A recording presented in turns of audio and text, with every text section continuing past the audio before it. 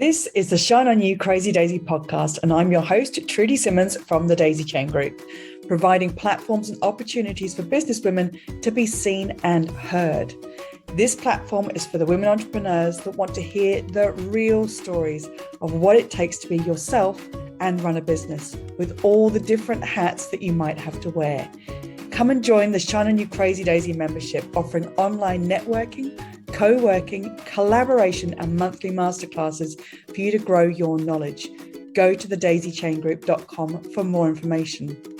These are the platforms to hear and share the stories of the tenacious, the rebellious, and the resilient women that are working towards the future that they build for themselves and their families. Okay. Hello and welcome to the Shine On You Crazy Daisy podcast. I am thrilled and excited to introduce you to Lisa Souter from Horizon Gymnastics. Lisa, thank you so much for being involved in the Shine On You Crazy Daisy book, Volume 4, and for doing the podcast. Tell us about your business. Oh, thank you, Judy. I'm so excited to be here. This is just amazing. Hi, everyone. My name is Lisa Souter, and I own Horizon Gymnastics.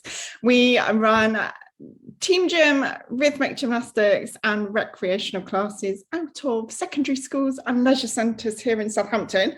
I'm also a high-performance team gym coach and a team gym brevet judge. Wow. Honestly, your expertise is known the world over. Who you are. But doing gymnastics from an early age, what did it teach you about yourself? Yeah, so many lessons. I mean, I was one of these really annoying children that was always upside down, always bending themselves in half. And my mum used to have to get down off of there because I'd always be climbing on a wall or I'd be doing cartwheels throughout the night. So yeah, it was just the best thing I could have possibly done as a youngster going in. But I think one of the most important things it taught me at a young age was body awareness, but body awareness in a really positive way, that all your muscles have a job to do in your body. And that by then conditioning those muscles and stretching those muscles, it made my gymnastics easier. Yes. So it just then fueled me wanting to do more and more upside down things. So it was that body awareness and learning that. And then as a very young child, I was really, really shy. And it taught me confidence, and that confidence grows slowly over time.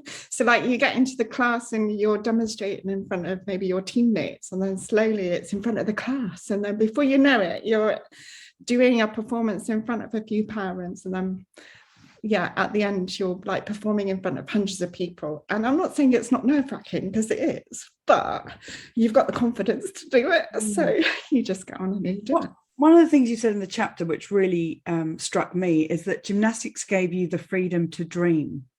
Yeah, I love that feeling. When I read it, I could believe it. Yeah, absolutely. It really did. It enables you to think up different ways of exploring your body to music with people and tell a story. And it was just, I could dream so much with the kids that I was coaching, with my teammates as well. So yeah, and I've done it for so many years. But that's what you now give to the kids that come along to you, is that freedom to dream. What an incredible opportunity. Yeah, so many children come to us and they go, oh, I want to learn how to do a round off flick, or I want to learn how to do a somersault. And they're dreaming about doing those skills already when they come to us. So it's about then, we're going to show you how to do that, and you're going to do it confidently. And then they're good enough, they get to go off and they do competition. So yeah. Amazing. Here we go. This incredibly busy life that you've created for yourself with this big business of Horizon Gymnastics, and then you decide to go and open a preschool on top of that. Right. Why? Mad. No other word for it. Trudy, I have one of those really annoying brains that has to fix things. So if it's broken, I've got to try and fix it. And I'm one of those annoying people that if there's a Chinese wooden puzzle on the side, I can't walk past it without picking it up and fiddling. I've got to break it and then refix it. And keep going back to it. So around about sort of 2010 onwards, I started off as secretary and then ended up being chair of the charity preschool where my son went to preschool. And it was around about that time loads of government changes were going on. Like they were starting to talk about introducing the EYFS that came out in 2012. They were talking about quality indicators for funding, so you needed to make sure that your staff had really high quality, that you had flexibility with your opening hours for parents, that you Ofsted were changing the rules on how they were governing the early years sector, and there was so much all coming into play around the same time. And the preschool that my son was at wasn't going to be able to meet it. And as parents and trustees of the charity, they just didn't want the responsibility. And so unfortunately, they voted on dissolution and the whole preschool ended. And I was like, oh my God, he needs to have a preschool. I've got to fix it. So that's what I did. I fixed it. Wowzers. Yeah. So, and then ran a preschool, and the lady that I opened it up with originally, she was a lovely lady, absolutely so inspiring with the young children and early years sector, and she just opened up this whole new way of learning. But she left, unfortunately, towards the end of the springtime, so she didn't even make it to the end of the full year. And then I was like, oh my God, I don't know anything about early years, because I was just doing the business side of it, and I was employing people who were doing the educational side of it. So I had a very, very steep learning curve like that. So, but it taught me loads of lessons that helped me in my gymnastic club. In the gymnastic club, I'm very involved. I'm in on the ground. I'm doing the gymnastic coaching. And so the preschool taught me you can take a step back and you can employ people to do the job for you. So yeah, really good way of learning. Outsourcing, especially when you've got a brain like you do, where everything must be fixed immediately. Yeah, I know, like no. Finding the right people to help you is a very important part of that. But what really shines through in your chapter is the resilience that you have built through having the 2 businesses, 3 businesses, Chinese puzzles on the side. So what keeps you going? A very, very supportive husband. He's absolutely incredible. He's my confidant. He's like my counsel. He's absolutely honest with me. He tells me straight. There's no beating around the bushes. So he's just amazing. So I think it's a combination of my husband. It's a combination of having good family members around you who can support you. And also, I'm just really stubborn. Not a bad thing in business, I don't think. If I get knocked down, I wallow in it for a little while, and then I'm like, right, that's enough now. And I pick myself back up, and it's like, right, I've got to carry on now. I've got to keep going. So, and a lot of that is behind that fix-it mentality of like, you don't have time to be down or to let things get in your way, because you've got things to fix out there. And yeah, that's it. Loads of things to fix. I've got, yes, my world is my oyster. Who's your favourite female entrepreneur? Do you know, that's a really hard one to answer. It's got to be you, Trudy. Yeah, no, it's got to be you. There's so many amazing women out there. I think it's it's a hard one for me to answer. So. What's one business lesson that you would want every entrepreneur to know? Oh, don't ever give up.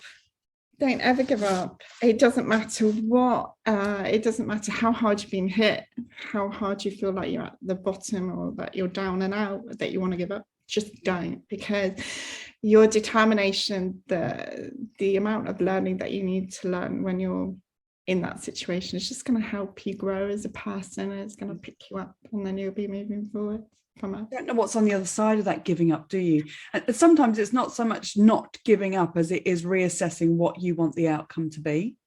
And I think that that's such an important lesson for any entrepreneur to know, is that there's something on the other side of all this. It's just getting through that.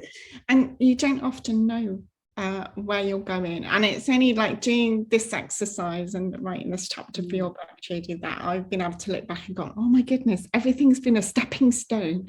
And I can see it really clearly when you reflect back, because we do reflection all the time in the gym, like of the lesson of the year, etc. But to be able to look back 21 years with gymnastics at Horizon and further, and to go, oh my goodness, everything's a stepping stone that brought you to this point. So, and all the learning lessons in between. So yeah, there we go. I love it. What's your favorite piece of business software? My favorite piece of business software for the gym is a piece of software called Class Manager. Now, Class Manager is basically, it takes all of my customers, all of my client details, it shoves them into a database. We can email out from it. We can create invoices out from it. It does it automatically as well. So it's really, really handy piece of software, and I can allocate different coaches to different parts of the software platform as well, the database, so they can log in and see what classes that they're on, but they can also check parenting details or contact details if they need to, and they've got the right level of clearance there. But it helps me massively to like manage it all, because we're still really small in the gymnastic world, but we're approaching 200 members now, so it's still a lot to manage. I know there are so many different pieces of software out there, but for us, Class Manager was really easy to use. And honestly, this is why I asked this question, because so many people out there will be thinking, I wish I knew the piece of software that could allocate coaches to a particular thing, or be able to manage the invoicing and the emailing out. And putting this in front of people just means they get options, and this works for you. Brilliant. Yeah, we looked at 4 different pieces of software before we settled on this one, and we were with another one for a good chunk of time before we just went, you can't use this anymore. But Class Manager is really easy to use. Perfect. Lisa, this has been an absolute pleasure. I've got something else I want to say before you do that. Really, really important for all you lovely business women entrepreneurs out there. Don't ever underestimate the importance of and the impact of menopause. Don't ever underestimate it. Crikey. When you are a businesswoman and you have loads of stress and you're under the firing line and people are chucking stuff at you left, right and centre, and you're not feeling right, and something's not quite right, you think, okay, something's not quite right. It must just be stress. It must just be this. I've got to take some time out for me. And you beat yourself up, but actually it could be a medical reason. It could be that your estrogen levels are dropping, and it could be that's what's going on. Cliffhanger. Crikey. Just don't underestimate the importance of menopause. Oh, absolutely. Do that. I think that this year is going to be a year where menopause talk gets out there a lot more. So I appreciate you saying that, because it is, you just don't know how it's going to hit you. So no, that's no idea. And it's important. It's going to hit you, all of you, at some point. Thanks, Lisa. Thanks for coming. No, that's absolutely amazing. What an incredible chapter to read, and to see the resilience that goes through it all, and what you have built, and your expertise that comes through it all, and in the way that you want these kids to be able to have that sense of freedom in what they build. Thank you so much for being involved. Oh, you're so welcome, Julie. It's an absolute pleasure being here, and good luck with book 4. I can't wait. Yay! Thank you for watching. If you like what you saw, please like the video and click the subscribe button for this channel for more inspiration. If you're a businesswoman looking for that community that will support you and lift you up, come and join the Shine On You Crazy Daisy membership, offering online networking, co-working, collaboration and monthly masterclasses to grow your knowledge. Go to thedaisychaingroup.com for more information.